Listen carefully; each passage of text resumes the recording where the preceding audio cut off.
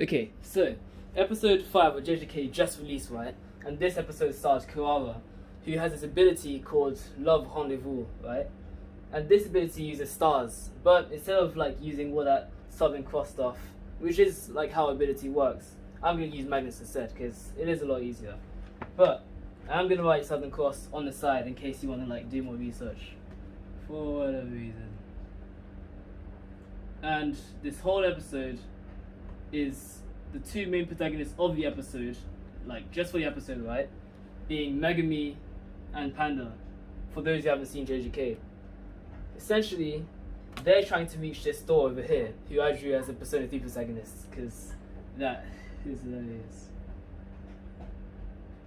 But, no matter how hard they try, I'm going to assign Megami as red and Panda as blue. No matter how hard they try, the door, who is yellow, is pretty much unable to touch them. So no matter how close they try to get to the door, they'll always be pushed back by something. This is because both Megami and Panda have been assigned with north, and this door is also north. And if you know how magnets work, like, the same side can't attract. Now Megami and Panda can touch each other, right? Which means that to them, and just to them, Panda is south and Megami is north. They've been assigned with stars, with Megami being Aquax over here. Alright. And Panda being assigned with Imai. The door itself has been assigned a star, and that star is called Gakuax. And it turns out the person who set the ability, which is Kirara, actually has a star sign herself, which is called Ginen, right? And this means that she has restrictions herself. So no matter how hard she tries to touch them, she won't be able to either. But this works in her favor because she doesn't care about them. She just cares if they reach the door, which she's trying to protect. Hence why she put the ability on. They have given us a few misconceptions about like, oh, so how do they reach the door eventually? They later on in the episode find out there's this magical fifth object, like just this rectangle, who's been assigned with Mimosa. And they find out that the ability works, meaning that you're able to touch each other, but only in a certain order. Meaning that if Megami tried to go straight to the door, he wouldn't be able to reach them, right? Whoops. But the secret fifth object allows them to reach the door in order, but only if Megami touches everybody in this specific order. Which means that Megami touches Panda first, then this magical fifth object, then Kirara, then the door. And this is a rally thing that pretty much explains her ability entirely. Now, I get there are a few misconceptions, and I will cover that, but hopefully I can try and explain it a little bit better by covering every single time we've seen Kirara use this ability outside of just blocking the door. So essentially, Kirara, who's going to be in red this time, she uses the ability to throw stuff at Megami that have been assigned with Ginen, which is the same thing as her. Her ability makes it so that everything that is Ginen, she's able to throw because she's Ginen herself. So for example, if she had a ball in her hand and it was assigned with Ginen, and she throws it at Megami, Megami wouldn't be able to touch the ball because, you know, he's Aquax, but she can still touch the ball and throw it at him, which kind of makes it a little bit useless. But again, this still works in her favor because we later on see that she uses coins as transportation.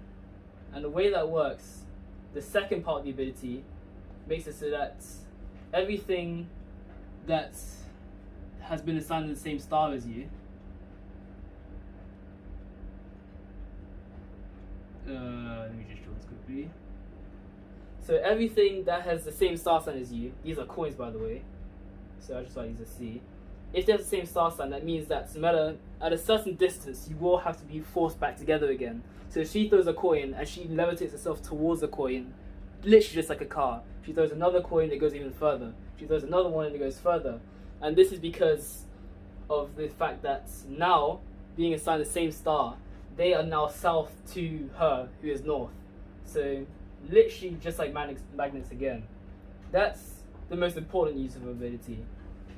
But then also comes the case of how on earth did Megami manage to touch the door if he didn't even do it himself? I'll explain that in a second. So Megami over here, I'll draw Spiky here for the sake of time. He reaches his magical fifth object, which is the square, rectangle, by having Panda throw a bunny that he summoned. Because his ability, for those again who haven't seen JJK, is to make magical animals pretty much, called Shigakami, but that doesn't matter, just magical animals. He spawns a bunny out of nowhere, right? And this bunny has also been assigned an Akux because it's his and he summoned it. Because he has already touched Panda, this means that Panda is now able to grab this bunny and throw it directly to the fifth object, which is the square, rectangle. And now, because the rectangle has been touched, now he can fully touch the door however much he likes, because that's the last sort of thing on the rally list. And yeah, pretty much that is how it's explained. Everything he summons is the same star sign as him. Because he already touched Panda, who's the second person in the rally, that means that Panda is able to touch the bunny however much he likes. Then he throws the bunny to the fifth object, allowing them to reach the sixth object, which is the door, which you're trying to get. The door is very, very important. Like, super important. I really like Persona. I just don't know why I keep bringing it up. Yeah, again, I have like this list saying that Love Rendezvous is literally just like a stand power because it's specific to her. No one else has this. And yeah, pretty much that's what it is. Honestly, this kind of makes Megami one of my favorite characters because there's zero way that he's able to figure this out. I'm gonna rant here for a little bit, but essentially the whole way he figures this thing out is because he pretty much bluffs, literally just like Jojo. He was like, oh, this ability uses a Southern Cross, and she pulls her face that proves him right. And he's just a smart guy, honestly. It's good, it's cool, it's very cool. And yeah, there's literally nothing else to cover. If you need help, you can go over the video again, or have someone else explain it. I'm gonna try and cover more stuff like this in the future. Like, I haven't actually seen the manga, I just know there's someone in it who fights Hikari, who's like this blue head guy.